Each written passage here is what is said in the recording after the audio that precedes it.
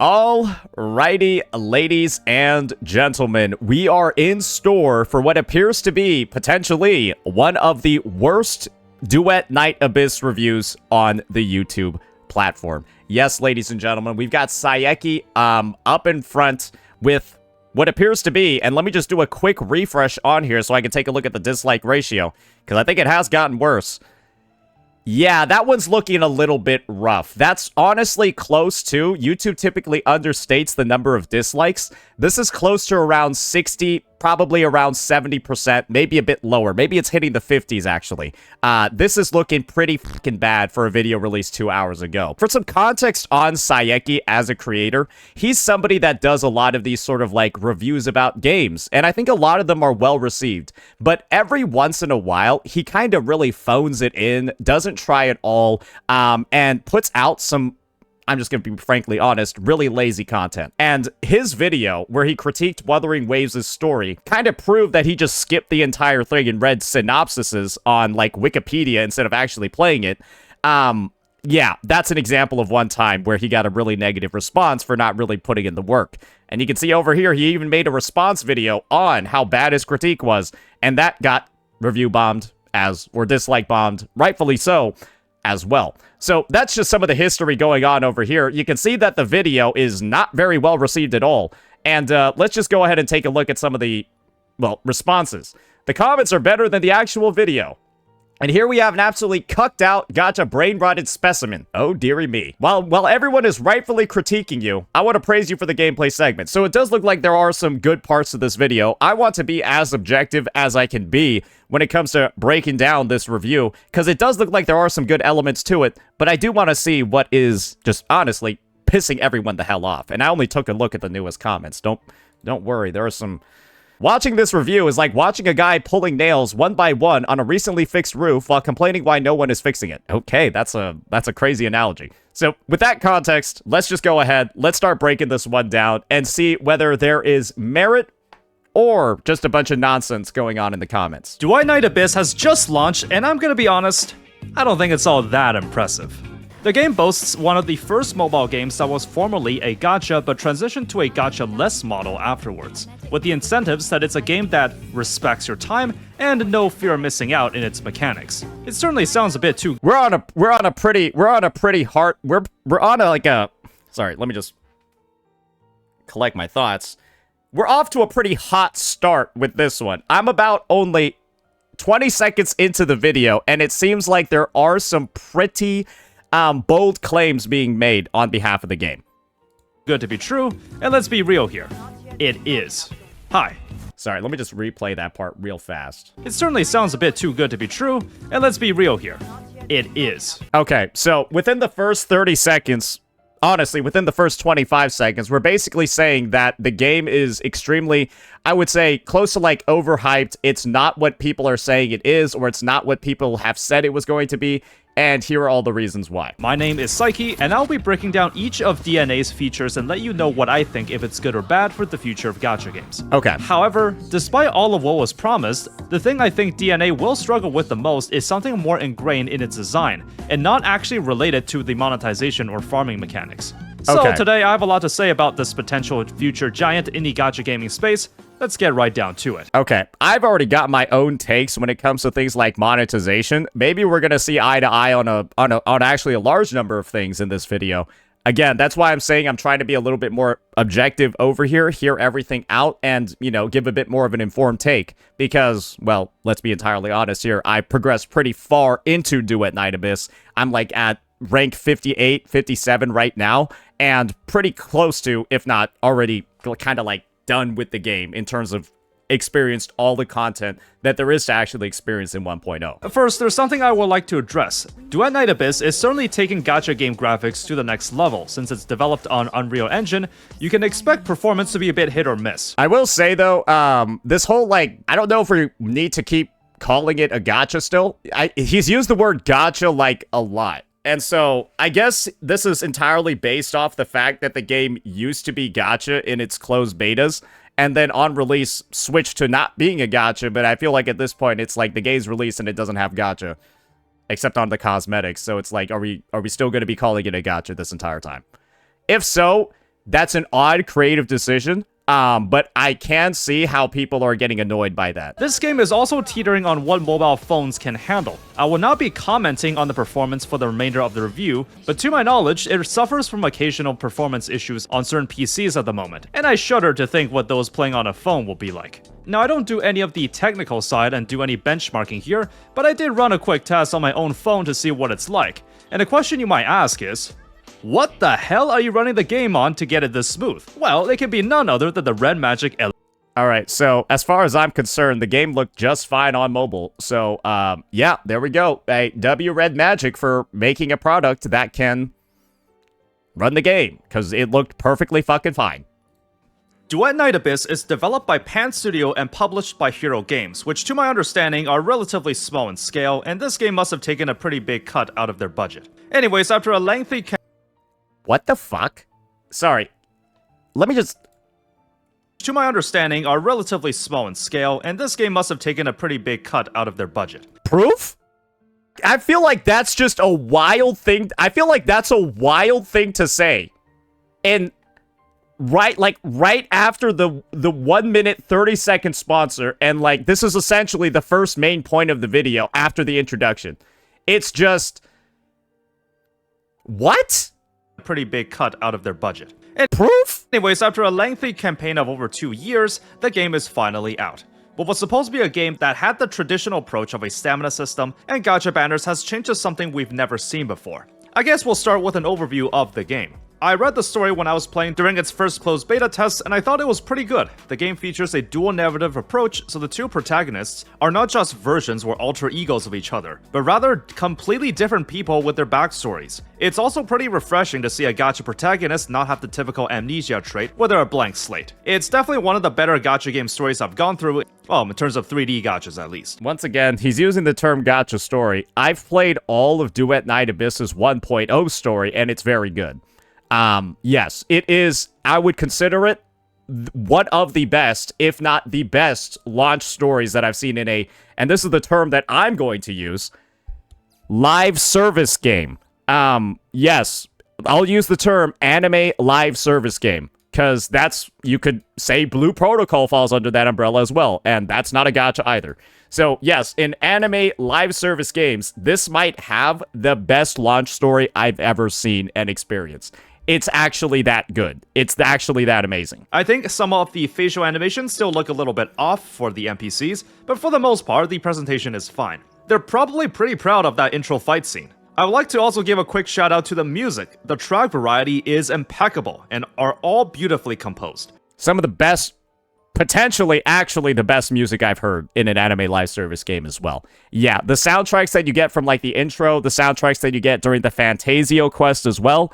Oh, dearie me. It felt like I was in a combo of like a Disney movie, but then also like an opera. Sometimes takes a page straight out of Nier Automata, which happens to feature my favorite video game soundtrack of all time. As for the gameplay, you can only on-field one character at a time, but I suppose the game was trying to go for a more co-op approach in the late game, with different roles like support, DPS, and healers. You can equip one melee and ranged weapon, all with their different variations. Okay, so I can already tell from the footage that he's showing, he's made close to no progression in the game. So this is something to keep in mind as you're kind of like going throughout this review. Bro seems to have not played the game for very much. I would say this looks like, if this is like where he's at right now, bro's about like 5 to 10 hours into the game. Worth mentioning that every character can use every weapon, though the element the weapon attacks are infused with will still match the character's element. When you use left click, you swing the weapon, and holding right click fires the gun. There's all sorts of moves and combos you can do, like attacks right after a slide, when slamming down, when holding or pressing attack repeatedly. You have a dodge move to evade enemy attacks, a slide to initiate a helix leap, though I struggle to see why you would ever use the slide by itself. You have a shield meter above your health, and an You would use the slide when you need to slide, because there's literally geography on the map where if you're not crouching, you can't go past it. And so you slide to go under. Energy gauge to It's also in the story, those sections.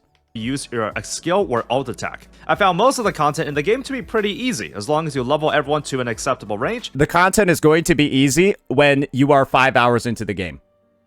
Because right now, the gameplay that you're telling me is easy is you using level 40 characters.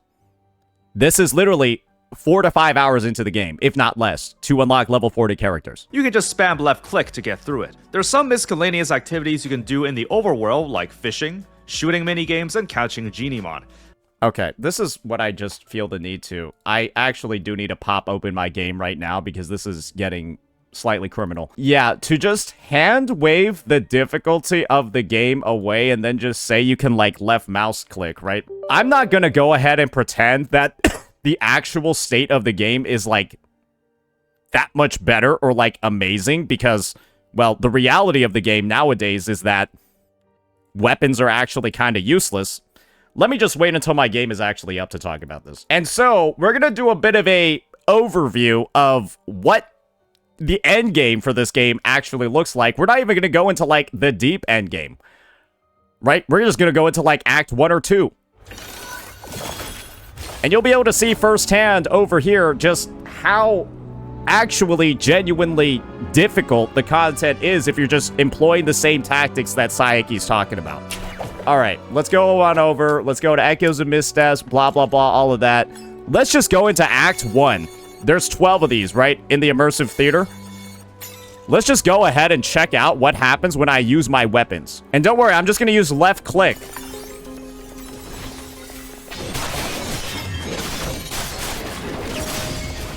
How much longer must the flames hold the round of blood?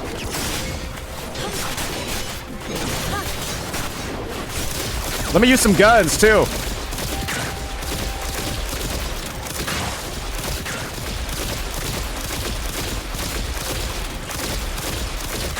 Man, we're cooking, aren't we?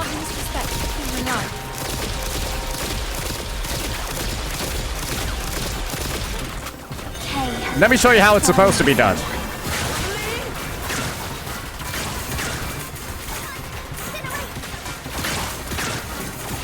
Yeah, so you can clearly see what the difference is over here between using your weapons and then using your character's abilities. I'm not going to go ahead and say that the balance of the game right now is amazing. The fact that weapons deal literally 0 damage in the end game and you're kind of incentivized to only use character skills. This is more so a testament to the fact that if you engage with this game at all enough to the point to reach the end game, you wouldn't be able to make the statement that the game is like left mouse button spam. Like, to say that the game is left mouse button spam and that it's way too damn easy is just entirely wrong, because the reality is weapons are just like stat sticks and your character's skills that are doing all the damage. And so the fact that he's gotten something so inherent to the game's actual combat so wrong in his analysis is, again, kind of just more evidence that this is probably going to be a very shallow review from Sayaki once again.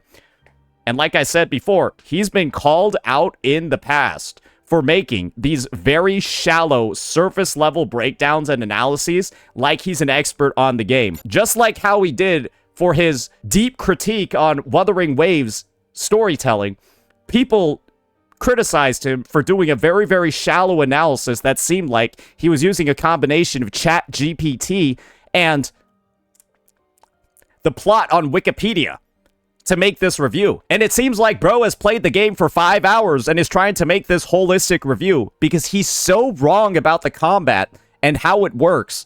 It doesn't take you that long to reach the immersive theater and then start seeing what the actual issues in the combat are, but he hasn't made it there yet. And so he's out here, again, doing his holistic review on content that he just has not really dove into at all. I didn't really get too deep into it, but some of the Geniemon can have some unique effects. Bro spent like 2 minutes catching Geniemon if this is all he has. He spent like 2 minutes on this feature.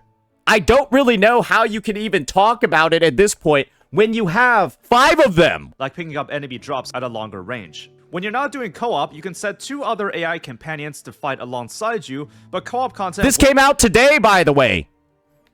If this was, like, released, like, 5 hours after the game launched, I'd maybe understand a bit more. This is, like, over a week since the game fucking launched, and it seems like one that was made, that was, like, rushed out within 10 hours of the game launching. Will take one of those AI slots away for every extra player. I should also mention that DNA is not marketed as an open world game, but rather an RPG with open world elements. You can't really do a lot of crazy things out in the wild, though sometimes you'll come across hidden chests and minigames. Just don't count on exploration being a big part of your experience here. There's also the... You want to know what one of the biggest pieces of exploration is? Catching Geniemons. So that whole mechanic that he decided to brush over because, again, he's played the game for like 5 fucking minutes, is the fact that one of the big parts of the open world is building up your collection of Geniemons, because they have a bunch of very, very useful traits, and so a good part of your endgame grind is actually going into the overworld, equipping Boxy so that this motherfucker, right, locates these bad boys. Oh, look, it's an inactive Geniemon. I hope I catch it and then get the trait. Oh god, we got it. All right, what's the trait on this bad boy? Oh, he's frugal. Yep, we just got a frugal Geniemon as a result of that. Sorry, I blocked it on my screen. I'll actually showcase to you what this mechanic looks like. See, you've got your inactive and your active ones. Let me go see if I can go find the guy that we just caught. Yeah, here we go. Yeah, that was him. He just will straight up now increase the drop rate by 10%, and I can go take one of my active Geniemon, like the Boxy that he just showed over here, and now I could do some crazy shit like, whoa, amazing.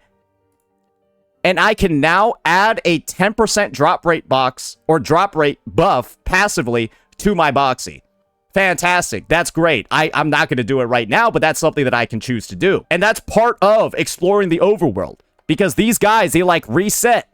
And you want to explore the overworld to be able to grab all the different possible traits, because there's even one that like automates like fishing and stuff for you. So to kind of say that the open world is, again, not really a part of the game just shows how shallow his actual exposure to it is. System where you have a list of 6 personality traits, and choosing certain dialogue will increase one. When you perform a check, you roll a dice. The higher that stat, the higher the chance to succeed. I don't really think this matters all that much, and you can also just create the dice currency in the forging menu, so you can just keep trying again. But anyways, enough about the gameplay, let's talk about the main attraction. So, one of Duet Night Abyss's main attractions is the promise of a no stamina system. Respecting the player's time, they said. You can farm whenever you want. Is all of that actually true? Let's see. Heading into the combat tab, you'll access many different commission types to complete for loot drops. All sorts of goodies can be farmed here, such as XP for your characters or weapons, demon wedges as the relic system for set bonuses, ascension material, and wins to farm for new characters and weapons. You can do these alone or in co-op, and some will take longer than others. In theory, if you wanted to max out a character, you can just grind for hours and you'll be able to achieve just that. So, the lack of stamina is a good thing, right? Well, in my opinion, not really. When you do a normal commission, you can use a booster to increase the drop rate of rewards for that run. Yeah. With some of the better boosters netting you up to 20 times the rewards. And this is how you play the game. This is how you play the game when you want to respect your time. So this is what a lot of people do, right? People that have 300 hours to play the game every day will just simply go ahead, right? Go into a commission, do whatever, right? And then just repeatedly use all these green books. That's if you have 20 hours to play the game. You'll just spend all of these. But this is actually the method that people do when they, I don't know, interact with the resource system that awaits in the game. And so they'll just go on over, right? And they'll find the ability, oh, wait, I can craft these books. And the crazy thing is, I can actually use my green books to craft blue books. And yes, you lose efficiency over here, ladies and gentlemen. You lose efficiency, right? I'm going to have to consume 4 green books that give a 100% bonus to make one blue book that gives a 200% bonus. But that's where the whole respecting your time piece comes in. Because a lot of individuals, they'll just craft all of these, right? And then they'll go ahead and then use those blue books, and then they'll craft all these purple ones. And you lose no efficiency, because it's 4 blue books that give 200%, right? To make one yellow book that gives 800%. So, yeah, you lose no efficiency over here. So people just go green to blues, and then blues to purples. They lose a bit of efficiency on the greens, but that's the cost of you not wanting to spend 20 hours a day playing the game. So that's where the respecting time piece ends up coming in. I hope that's something that ends up getting addressed in the video. The problem is that you have to buy these with premium currency. Okay, so we just missed the... I love how the first introduction to the feature is that you gotta pay for them right as I just spent like 2-3 minutes going into the crafting system for them. Okay. I don't think that the crafting piece should have been the afterthought that it clearly is being displayed as right now. This is being like shown as an afterthought. But once again, this just further shows you how shallow the exposure is from Psyche before he's made this video. While you can make the argument that this is still better than having a stamina system since you can just farm whenever you want, you also have to... The craziest part is that he's showing secret letter commission footage where you can't even use these books. You can't even use these books on secret letter missions. Come to terms that someone that's willing to pay a little extra will progress faster than you, even though you both put in the same amount of effort. Whether this bothers you is purely subjective. No stamina... Wait, so did he just decide to make a point that, yes, players that spend money on the game can progress faster than you? This is... Like, we talked about... We use the ability for people to buy books from the store as, like, proof of that. You wanna know what else you can just do in this fucking game? I could just go into the shop and, like, buy a character. Yeah, I could just buy a character. Or I could just buy a weapon. So, like, yes, that's... Yes, you can pay to skip the grind in this game. I thought that was obvious from the fact that you could just do this in the fucking shop. But instead, he was, like, focusing on the fucking books. And just didn't even... What? You could just outright buy the characters and the weapons, and we're out here talking about how the books are going to create an advantage. Brother. Also means that you don't get player XP from just completing commissions. You can check what activities give player XP, but since the better commissions drop mats at a higher rate, you want to raise that level quick. Also, one extra kudos I gotta give is that the game lets you equip the same demon wedge on multiple characters or weapons. So, since you're gonna need like 20 of these per character, that's at least one less thing to worry about. I'm gonna talk about my thoughts on the character and weapon system now. You have to get the secret letter currency, then buy the secret letter of the character or weapon, okay, then run the covert commission for the chance for their shard to drop. I guess his surface level experience with the game is so low because he used the whole, like, yes, you can use demon wedges on all the other characters, but it's also like... Oh man, I'm fucking stuck here. Give me a second. I gotta go exterminate these fucking dogs. Okay, they've been exterminated. Alright, so... I'm currently in... Where? Who's fighting me? Now let me go ahead and actually describe to you what he's...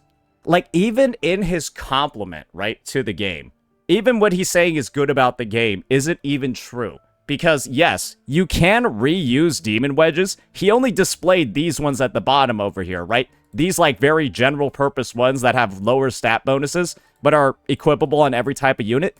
He just brushed over, or probably doesn't know about the fact that there are element-specific demon wedges too. Like this one, where you need to be an animo character to even equip this thing.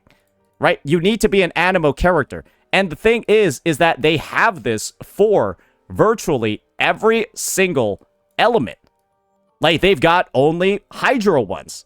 And so, and for Fusion, they've got only Fusion ones, or only Pyro ones too. So it's like, the fact that he also doesn't know that there are these element-specific wedges that actually make the grind a little bit more difficult, and then he's complimenting the system, it's like, well, you can't even take the compliment very seriously, because there's actually there's like drawbacks that he hasn't experienced yet, because he's played the game for like 5 fucking hours.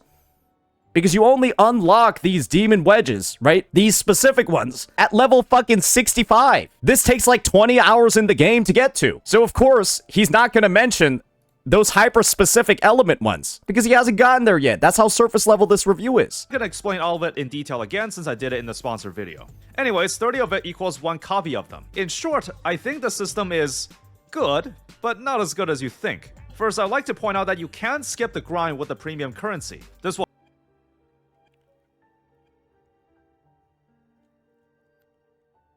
Wait, so what was that whole point about books starting to be like an issue with someone progressing faster? How does that point before even make any sense? But so he is going to address the fact that you could just buy characters, but then suddenly buying the books was like a... Okay, I would. It'll cost you around $50 with some leftover, assuming you have the first top-up bonus. Do I have a problem that you can skip the grind with real money? No, not really. Didn't he just make like a big deal about people being able to buy books? If you consider that if you were to try using top-up packs to guarantee a 5-star end of conventional gacha game, you're likely gonna have to spend upwards of a couple $100. So $50 in that context, not so much anymore. However, you also have to keep in mind that each character has 6 dupe levels, and they all requires 30 shards each. Because the shards are earnable in-game, this gives adepts and dedicated players room to make the dupe levels drastic increases to the character's strength, and defend that you can just grind it for free, so there's no problems here. That may be true, except you have to factor in the amount of time you have to spend to do it.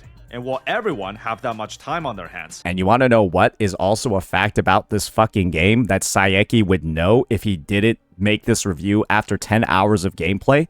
You can just full clear the endgame without getting dupes on characters.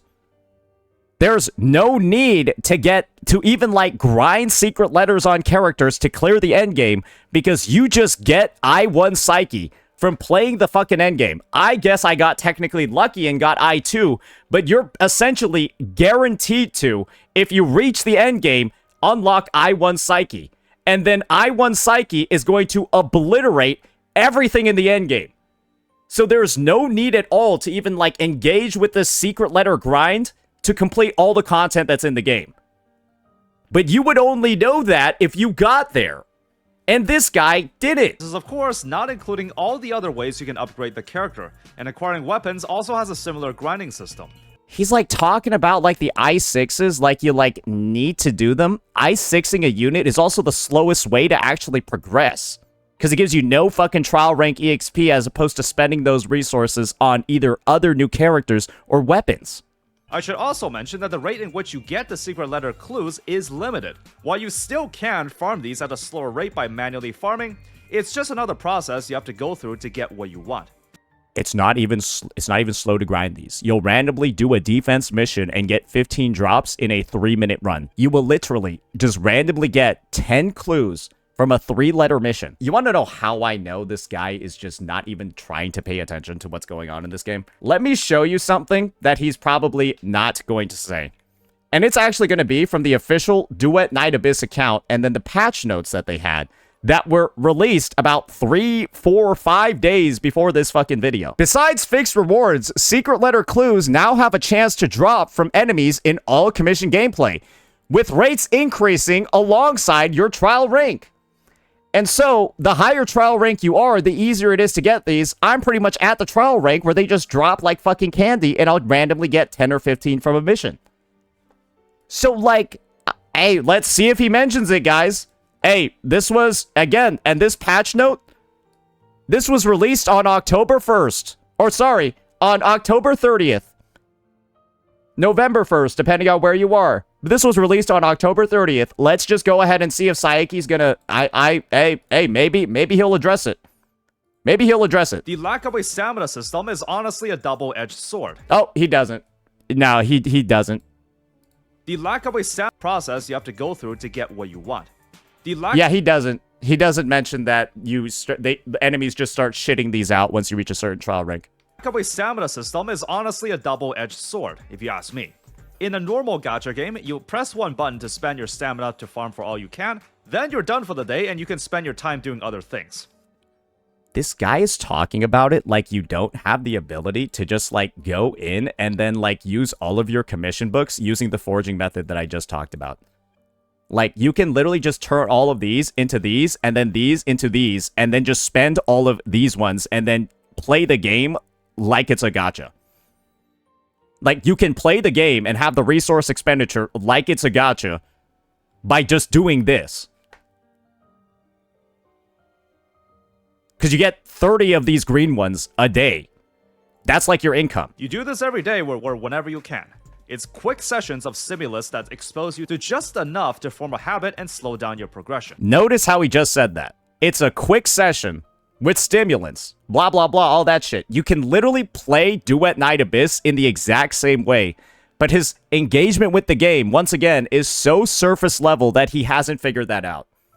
And so all these critiques that he's making about the no stamina system can literally just be hand waved away by the exact method that I just showed you in game. But he hasn't gotten to the point where that's a possibility for him yet. Player retention perspective, it works great, and probably why the vast majority of mobile games have them. It will continue to have them in the foreseeable future. On the other hand, when you do the exact same thing over and over again for 3 hours, you're going to experience burnout. Even if you can fully complete the 6 dupe levels in like 2 hours. How are you going to experience burnout when you just convert a bunch of books and then you only have to play the game for like 30 minutes to get rid of all of the bonuses? Again, like I said, the critiques that he's making can just be hand waved away by using the mechanics that are in the game, but he doesn't know about them. Still gonna be a lot of time for some people. Plus, given that dupes are drastic power increases, it can often feel that if you don't complete the farming for the dupes, the character feels incomplete. Proof? You... What? You have level 40 units! You have level 50 units in this video! All of your characters are incomplete from the perspective that you haven't even gotten close to the level 80 level cap in this game. Why are we out here worrying about fucking dupes and shit when we don't even have a maxed out character level-wise? I imagine what will inevitably happen is that people will optimize the hell out of this game. Fastest farming routes, fastest teams to do mission types, fastest commission types to run. I tried to unlock a few characters and I was able to unlock a copy of Sybil in like 30 minutes. Now, since the covert commissions refresh every hour, this means you can wait until you see a mission type that's way shorter to complete. I think the best one out right now is the Dismantle mission type. You can basically zoom across the map and delete the 3 beacon points in less than a minute. True, Dismantle and Capture are the best secret letter ones. Found this to be extremely efficient in farming the shard, and even though part of it does come down to luck, this is what I would do if I wanted to unlock a character fast. I couldn't care less about playing these levels. These are just the means to get what I want, and I want to get past this chore as fast as I can. Circling back to the topic of player retention, for anything that requires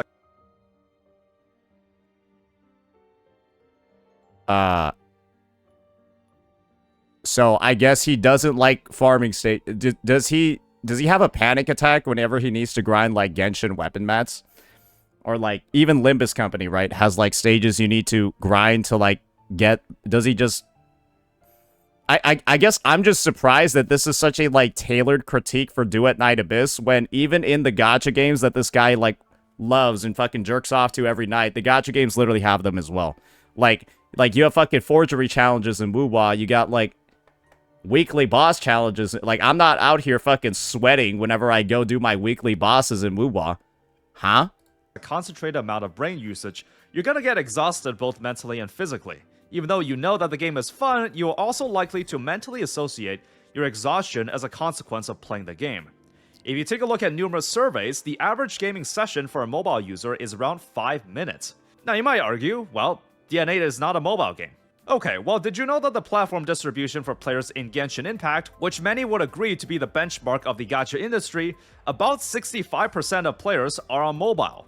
A large portion of the player base for these games are on their phones. You can see how we might be running into a problem here. Mobile games are designed for quick bursts of playtime during your breaks or lunch. It was never meant to be played for prolonged periods. Is this guy really using Chaos Zero Nightmare as an example of a game that you don't play for long periods?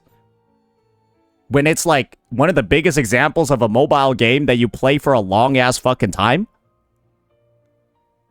Absence makes the heart grow fonder, if you will. Bro, this guy hasn't even played CZN either, and he's just using it as an example of like a game where you don't play it a lot. What the? Bro just needs to stop doing this shit on 5 hours of gameplay. What is even going on here? Whether or not DNA's system will backfire is anyone's guess. Now you may be wondering, alright genius, if you think both having stamina or not having it are bad ideas, then what do you suggest? Oh, I got a suggestion alright, but it's never going to be implemented. I propose that you just need to get rid of all the methods to upgrade a character. You don't need to farm materials to level or ascend them. You don't need to level or ascend weapons. Get rid of the Demon Wedge system. Get rid of leveling skills. When you get a character, you can passively level them from running stages, but that's it. When you get a weapon, you already have it at the strongest point it can be. Your skills can be passively leveled or unlocked as a flat version that doesn't change. So you would play the game for literally 2 minutes a day? No RNG gear system as well. You can switch between different skill sets, but you don't need to grind for this. The gear system in this game is like not even that RNG because it's like it's so easy to target your grinds because like as you get into the end game and then you're even like getting gold demon wedges, you literally like when you're grinding these gold demon wedges, it's like if I choose this stage, I can only get the arrow ones. Like I can literally only get the arrow ones. And then these other ones that show up on the side, if I choose the arrows, it's like not even hard to grind them. Wait, what in God? Okay, let's keep listening. I think the only way you can solve the stamina issue is to just remove what you were using it for. Obviously, for mobile games that incentivize daily logins, this absolutely cannot happen. So my suggestion will just forever be that. So a suggestion for these games is you pull the character and then they pop onto your account at level 90 and then you pull them, and then you play them for 5-10 minutes in the end game, and then there's no building component at all. I would also like to comment on the... Then it's not really even an RPG anymore. It's like an arcade. It's like an arcade fighting game. Gacha list system as well. Despite not having a stamina system, you'll still be barred by the rate you can acquire them. This system is great if you have a lot of time to game and find the grind to be addicting. I'm sure there will be a crowd for it. I overall think this system is... fine, just not that much of an improvement over a traditional gacha system. If you don't want to spend hours of your time on this though, the only alternative will be to pay up. But hey, a valid argument is that you won't have to risk random chances to save up for months just to not get what you want. If you put in the effort, you will get the character. However, there are people that think otherwise. This is gonna sound insane, but gambling is really fun. There are people out there that play... If you were to go ahead and tell me that there's no elements of gambling at all in this game, I'm just going to tell you that you're fucking stupid. Because literally, part of the gamble in this game is how fast you acquire characters. Because when you do things like secret letters, like this is the reality of the situation. Like when you do things like secret letters, you have a chance of like getting these drops really early on. And that's where, like, the gamba is in this game. It's when you're grinding out these mechanics, you can actually get the drops super fucking early. And so there's even, like, a gamba component in this. Like, you would know if you actually unlocked more than 1 or 2 fucking characters. But, like, it's so clear that this video was just, like, rushed out with the minimum effort to just, like... This is grifting. This is literally, if you want to call me a grifter, go ahead. But if you're gonna call me a grifter, you gotta call this motherfucker the Giga Grifter. Fucking Giga Grifter Prime. To say that there's no elements of gamba or like RNG in this game is nuts. Gacha games precisely because of the thrill. Think about how good it felt to land that 5-star in a single pull, while the rest of the plebeians had to go to pity for the same thing. You wanna know how good it felt when I got Psyche's I2 in less than 60 letters? Amazing. You wanna know why? Because there's a bunch of people that use the same number of letters that I did, and they only have I1. But I got lucky on the gamba, and I managed to unlock her I2 when most people would only have her I1. Now that certainly was... Let's ignore the fact that her I2 makes her worse than just having I1, but you know, it is what it is. A highlight. I'm one to think that the no gacha option is still better than having one, though I feel as if though DNA's approach may not be what some mobile gamers are looking for. He also said the fights were too easy, right? And that all he had to do was like left click to win. Was a highlight. The no this does not look easy to me. This looks like hell. I feel as if though... So he's even experienced firsthand how little damage the weapons do in combat. Like, it's in his gameplay footage, and then at the start of the video, he said the game was too easy, and all you had to do was left click. But then, this just looks bad. DNA's approach may not be...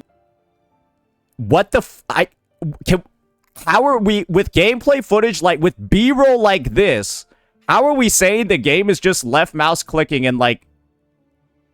what some mobile gamers are looking for. So here's what I propose to be the true solution to the no gacha problem. You still have daily missions and events that give out the gacha tokens at a controlled rate. However, when you go into the gacha screen, instead of seeing the 1 or 10 pull option, you just see a single button. 10,000 gems to get this character. No gambling here. If you click the button, you will get it. There's no ambiguity or 50-50 rate up chances. We retain the casual nature of gacha games while getting rid of the gambling aspect. If there's a gacha game willing to go this route, that'd be something I praise all day.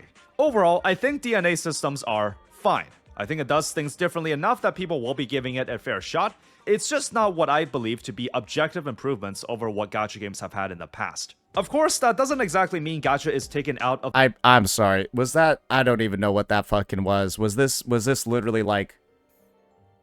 Whatever you do not hire this guy as a game designer. I feel like that's all I need to say. Like, do not hire this guy as a game designer. What the fuck? What the fuck are we even saying here? Like, what? I'm pretty sure there are so many games that are like this.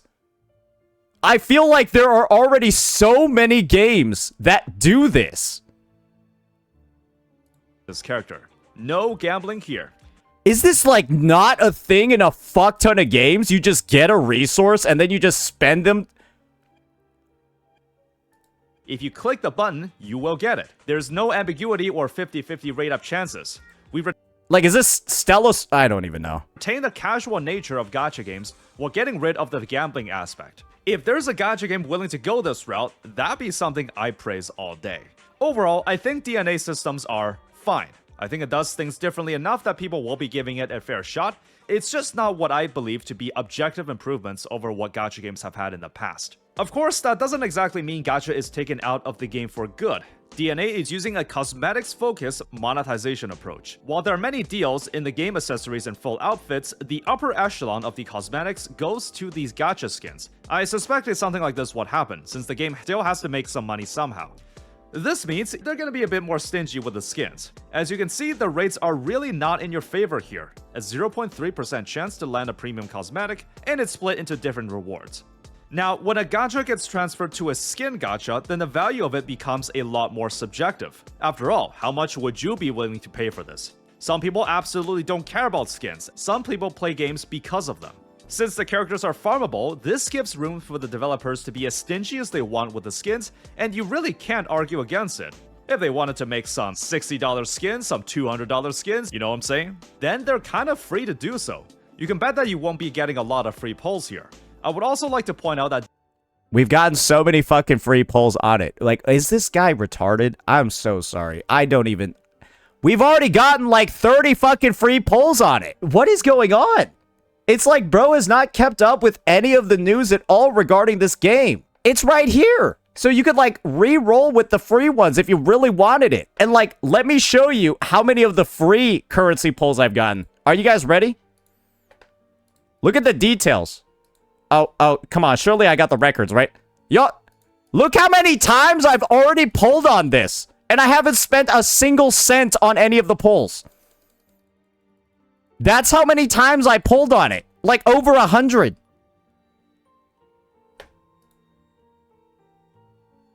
I have not spent any of my premium currency on any of these pulls. There's no research done at all in this. DNA is definitely not the first to have a skin gacha. There are numerous examples of older gachas that have had this approach. It just happens to be the first that's also a high budget release. Me personally, I don't have a problem with this, but that's mainly because I don't really care about cosmetics most of the time. There will be people that... Well, clearly he doesn't care because he did absolutely no research into how many free resources are being given out for these pulls. that really want these skins, so the skin gacha really isn't something I can make a good objective judgment on. People often argue about what is considered as pay to win. How since it's just cosmetics, there's absolutely no paying involved. However, if your win condition is to have the coolest looking skins, well in that case, DNA will be pay to win.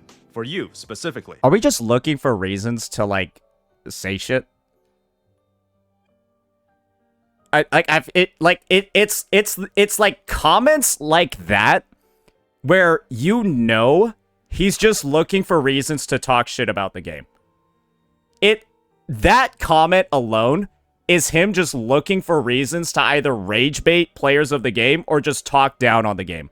That is the most grifty fucking comment I've ever heard in, like, I might have ever heard in a video before. If your tailored definition of winning happens to be having the best skin ever, then yeah, theoretically, this game is free. This game is pay to win. Nobody uses that definition. This is like, if your goal with YouTube Premium is to not become more retarded with every video you watch, watching Saeki's channel is pay to lose. Because you spent money on YouTube Premium, you watch his video, and you're dumber after the fact. What the fuck? So we've talked about everything unique DNA has to offer, and I think the gacha-less character system, lack of stamina, and the cosmetic space monetization are all mostly okay. I'm sure they will appeal to a certain fanbase that will support the game because of it. However, I believe Duet Night Abyss suffers from one major issue. Okay, let's hear this one. I'm ready for this one, King. Something that's way harder to fix, and something more ingrained in its systems. Let's just see what this level 50 Randy is gonna... Let's see what kind of truth bomb this level 50 Randy's about to drop on us, guys. The gameplay is just kinda... boring? I mean, I understand that there's all sorts of tricks and maneuvers you can do, except for the week I played this game, I just spammed live click. Bro, this guy's out here saying he played the game for a week. You played like 30 minutes every day. What the fuck? You have like what? You have like 2 characters. They're like level 50 at max. We've never seen them above level 50, and you're saying that you played the game for a week? Brother, this is just like you saying that you actually didn't skip the entire Wu-Wa story. When you got basic facts about the Black Shores completely wrong, and you completely butchered how half of the plot was even covered in this review. And so you're telling me when you're level 50... have only played 2 characters on the fucking roster and are basing entire conclusions about how fun the gameplay is when you've experienced 2 of the characters and 2 of the weapon types, because he hasn't crafted a single fucking weapon. He's only using the free ones. How is that even slightly believable? How is that even slightly believable that you are now like suddenly speaking as like some higher authority on how fun a game is when your experience in the game is literally kiddie pool piss shallow? Felt I was never challenged. I feel like there's no synergy between a character's kit and how you can express the only gameplay you see is of him using the MC and Randy. A week into the game, and the only gameplay footage we have is the MC and Randy. The different moves you can do just feel like different variations of the same attack. Because of how you can only on. Oh, sorry, I forgot. He's got his level 40 Rebecca, too. You get her for free. Oh, sorry, you get Rebecca for free. We got his level 41 over here, just, aura farming. Oh, yeah. Yeah, we definitely played this game for a fucking week if our Rebecca's level 40, bro. One character at a time, you can't do any elemental interactions or rotations with other characters in the party. I've also read in the reports on... Okay, sorry, what was that? Let me just play that back real fast. Interactions or rotations with other characters in the party. I've also... So no elemental interactions. Okay, let me just show you what an elemental interaction actually looks like in this game. Are you guys ready, guys? Oh, here we go. Here we go. I bet Saiki doesn't know that this shit is in the game. Are you guys ready for this one? I bet he doesn't know this. Increases resolve for self and allies if 2 or more characters on the team share the same element. Does he know that this is in the game, and so there's a team building component as well to be able to have the most buffs possible? Yeah, he probably doesn't know that this is in the game. He probably doesn't know that this is there. Also read in the reports on the movement not feeling as smooth, but I'm assuming this is fixable. What's something that you cannot change is the very nature of the gameplay. I thought maybe they would have done something different apart from the early beta launch, but now that the game is out, it almost makes me think that they've dedicated most of the resources to revamping the progression system and left the gameplay design as. Maybe if you played more than 3 fucking characters, then your take would be more understandable, and there would be more, like, genuine baseline belief. But when the fact of the matter is that we've only seen this dude play 3 different fucking units. None of them are above level 50. And then he's saying he played the game for a week. Brother, my lie meter is fucking breaking. I mean, in my eyes, the gameplay is the beating heart of the game. I can put up with a stingier system if the gameplay is good, but if it's not fun, then even the most generous gacha system can't save you. Now, I normally don't comment on the nature of gameplay since it makes no sense for me to argue that a 3D brawler is better than tower defense. In this case though, in the context of an action brawler, I feel like DNA just doesn't have much for me to chew on. Now, maybe there's something I'm not getting, but during my time playing, I just wiped the floor on every stage just by spamming normal attacks on my ult ability. So I didn't see a reason to learn enemy attacks or adapt a different strategy. Your characters are level fucking 40, bro. In other action brawlers, you have different team members meant to play their roles, and it's satisfying to pull off a tight rotation or see how your team comes together. And this dude is like, because he hasn't even unlocked Psyche yet, he hasn't even read the mechanic where Psyche has 2 supports on her team. She can infinitely use her fucking ultimate because she consumes her HP instead of sanity. And so once again, having 2 supports actually unlocks one of the most powerful tools possible in her kit, which is infinite fucking ult. But you wouldn't know that if you haven't gotten the character yet because you've only played the game for 5 fucking hours.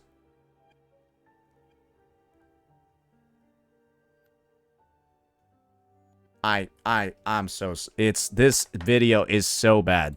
It's so bad. It's so rushed out. But like, it's rushed out, but then not even, it's also late. How is this coming out almost 2 weeks after the game comes out? Like I said before, this seems like one of those videos that this is like a fucking MTash video, where it gets rushed out within 2 hours of the game releasing, and it's full of bullshit. This video is like late. There's been time to verify that the info in here is dog shit, but it still got released like this. What the fuck? It's like his editor had a stroke. This footage was actually ready 2 hours after the game launched. Here though, everyone is just kind of expected to do damage, and it's not exactly creative how they do it. No, they're not! No, we just talked about how this character, when she has 2 supports that specialize in healing, she gets infinite ult. So you build these guys as support. Oh, you know what? Never mind. I can't talk about this anymore. This guy is so full of shit. It's unbelievable. There's no opportunity for me to know that I'm doing something wrong. As long as you can maintain your character and weapon levels and get some decent demon wedges, you won't be in any danger most of the time. I could just use the example of Psyche again, where sometimes you can use her skills too much and end up running out of sanity while you're also running out of HP at the same time, and you can absolutely brick your clear with the Psyche team because you're not managing your sanity correctly. It's like, oh my, like, there's so much stuff, and that's only one character that I'm talking about over here. That's only one character that I'm talking about, and one interaction with 2 teammates. My guess is that eventually, some of the endgame content will be harder and more centered around co-op teams with distinct roles during the fight, so you have more interactable elements with other players and how you all come together to contribute. I know some of the demon wedges change your playstyle quite drastically, with some even adjusting your movesets, though I never got too deep enough into the game to know if it truly matters that much. My own prediction is yes, because your character's a level 40. Is that the game will do well enough to garner and maintain a player base. I don't think it's going to... And did he use somebody else's footage? I know for a fact this is not his footage. You wanna know why? Because the character's a level 70. That, and the fucking name of the MC is Technit. Yep, the name of the MC that's popping up over here is Technit. He played this game so little, he needed to get somebody else's footage. Game content will be harder and more centered... Just like how he got somebody else's footage in his fucking woo-wah critique videos. Because he skipped the entire fucking story. And so he had to get somebody else's footage for the parts that he skipped. Y'all remember when he did this one? He made a big-ass deal about having his own UID at the start. Bro was like, oh, I can verify this is actually my account, guys. As you can see, the user ID in the video will match the one in most of the story footage shown in the recent critique. And then he has an entire section where he just blurs the UID. Look at that at the bottom, right below me. That's a blurred UID. It's like the same shit. I don't understand this guy. Around co-op teams with distinct roles during the fight, so you have more interactable elements with other players and how you all come together to contribute. I know some of the Demon Wedges change your playstyle quite drastically, with some even adjusting your movesets, though I never got too deep enough into the game to know if it truly matters that much. My own prediction is that the game will do well enough to garner and maintain a player base. I don't think it's going to reach the upper echelon of gacha gaming revenues, and I predict that not a lot of games will follow suit what DNA is doing. And you want to know what the craziest part? This guy doesn't talk about the fact that there's nothing to spend money on in the game. That was the point that I thought I was going to agree with him in this video. He was going to talk about the lack of actual meaningful monetization and the fact that there's not a lot of like things for low spenders, so on and so forth. But he doesn't even get there because he's too busy talking about issues that don't actually exist in the fucking game because he's level fucking 40. I'm sorry to say it, I highly respect Pan Studios' decision to remove the character gacha, but let's not kid ourselves. Skins are just not as profitable as trying to capture whales with dupes and signature weapons. The current models of traditional stamina and gacha systems work so well that I really think there's just no point of taking the risk of going the gacha skin route for a lot of developers. Does this guy have access to like their fucking 10K and like their 10Q? Is he like actually like a fucking auditor for like the big four and he's seen like the books of all these companies? I guess the point is that how would you even know any of this? Like he was fine showing proofs and statistics for a bunch of other random shit, but when it comes to like factual statements about like fucking financials, he just doesn't ever show anything. No, I don't think Duet Night Abyss will kill gacha games or reform them to a great extent. The impact of the decision to remove stamina and character gacha will be fairly minimal in the grand scheme of things. The monotonous gameplay is something that's a bit more subjective, though I feel this is a much harder problem to tackle than performance or game economy issues. This is my main concern when playing the game, and for me, it leaves a lot to be desired. Hey, maybe that's the reason why you only got to level 40. If you ask me how Duet Night Abyss will perform in the long run, I think it will do just fine. Maybe not to the extent of the other giants in the industry, but for a new studio, I would say it's pretty solid overall. And yeah, remember that whole conversation he had about skins? Yeah, I think League of Legends makes no money. You're right. League of Legends is a fucking...